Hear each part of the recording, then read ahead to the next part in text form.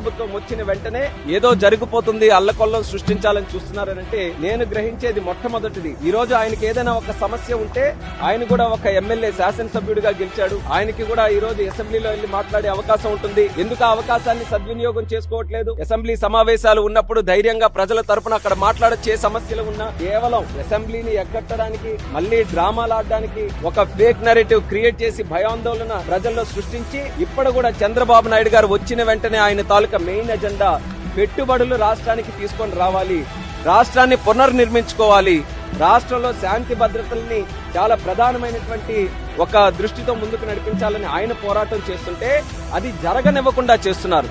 అంటే పెట్టుబడులు ఇప్పటికి కూడా రాకూడదు, ఆంధ్రప్రదేశ్ లో ఏ ఒక్కరికి కూడా ఉద్యోగాలు రాకూడదు, ఇలాంటి సమస్యలు క్రియేట్ చేయడానికి ఇది ఒక కొత్త డ్రామా కింద ఆయన ఆడుతున్నటువంటి నాటకం తప్పితే ఇందులో ఎక్కడ కూడా వాస్తవం లేదు.